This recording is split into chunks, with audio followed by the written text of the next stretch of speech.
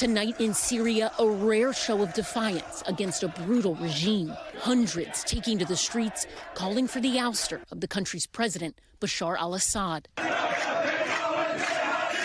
The weeks-long demonstrations ignited by the government's recent fuel subsidy cuts, which sent gas prices soaring.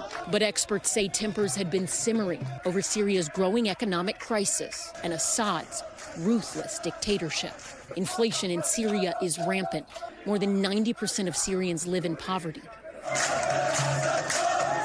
So far, a human rights group says at least 57 people have been arrested in the recent demonstrations. Earlier this month, Assad told our partners at Sky News that his people are not the ones who want him out. There weren't any internal demands for the president's departure from power, Assad says. But these protesters say different. Hey, Bashar, they chant, we don't want you. A bold display against a dictator known for exacting vengeance against those who oppose him. The recent wave of protests drawing comparisons to the 2011 uprisings in the wake of the Arab Spring. Assad's forces cracked down on those demonstrations, leaving more than 100 people dead. The unrest then exploding into a full-scale civil war that rages on today. The conflict has left entire cities in ruins and killed at least 300,000 civilians. Now, once again, the call for freedom from the Syrian people is rising. For more on the protest in Syria and what they might mean for the Assad regime, I want to bring in Hagar Shamali, a former spokesperson for the U.S. mission to the United Nations and the former Syria and Lebanon director at the National Security Council during the first 2 years of the Syria crisis. Hagar, thank you so much for being here. This is obviously not the first time President Bashar al-Assad has faced protest in his own country. He has almost lost power a couple of different times since the 2011 uprising and subsequent civil war. What, if anything, makes these protests different? I'm going to be very honest with you. I have not totally seen the movement that is required to push for his ouster. And that's not to say that I'm not hopeful. It's not to say that I am not on the side of the Syrian protesters. I definitely am. I used to say at the White House that it was not a question of if, but when President Assad would fall. The problem is that you need these protests to be more massive.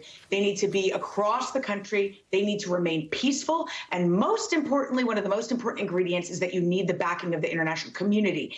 And unfortunately, you don't really have that because we are coming off the heels of the Arab leaders of a number of Arab countries reinstating diplomatic ties with the Syrian government, reopening their embassies in Damascus, and welcoming Syria's President Assad back into meetings like the forums at the Arab League. And so this is going to be a problem. What I'll be interested in seeing is if these really keep up, if the pace keeps up and if they grow, because the one thing that is different is the fact that this is kind of like round two, or it could be round two, and there's an opportunity to do this in perhaps a more peaceful, successful way. Okay, yeah, you mentioned something that I wanted to ask you about, the fact that Syria did rejoin the Arab League, because it was after they'd been isolated for more than a decade. Assad gets this incredibly warm welcome at the bloc summit back in May.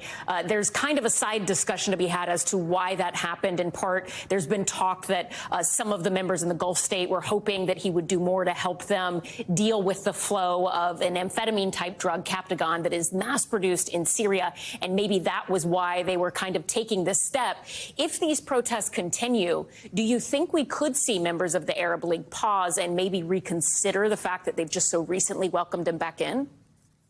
No, I think the only thing that would make them possibly change their mind again is two things. First, that if the Syrian government response to these protests was with indiscriminate violence, as they did the first time, then that's one thing that should help make them change their mind and take their decision back. And then the second would be lobbying by the United States and other governments. That is what happened last time. I was leading that effort from the White House side to push European governments to join us in pushing the Arab League to rescind their citizenship, their membership of the Arab League, and to suspend it. And that is what they did. But they did it based on pressure and because he was just too ugly.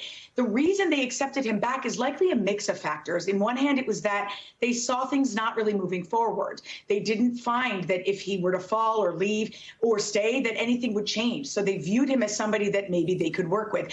If you ask me, I bet that there's also investment desires there, that the Gulf countries would like to invest to rebuild parts of Syria or Damascus, and so they had that interest as well. So all of that is at stake. In order for this to happen, you needed to go down this path where there's use of violence, repression, detentions of innocent protesters. And if they see that and they see the international community speak very loudly about this, it'll help. But short of that, I don't think much will change.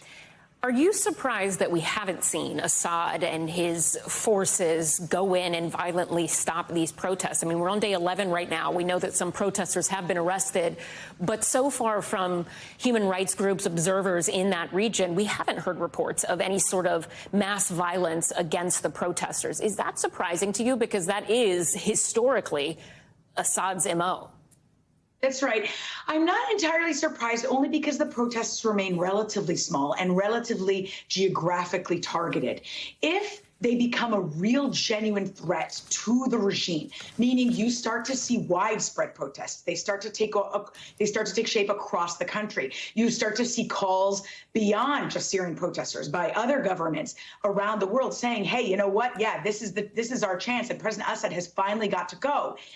Once they feel that it's a threat is when I would expect them to respond with violence. When it came to the protests that started in 2011, they did use violence. They did use detention right away. But the policy, where it appeared that there was a policy to use mass indiscriminate violence, was really about 6 weeks into the whole thing. So there is still a little bit of time there to see how the Syrian government is going to respond. Hagar Shamali, thank you. We appreciate it.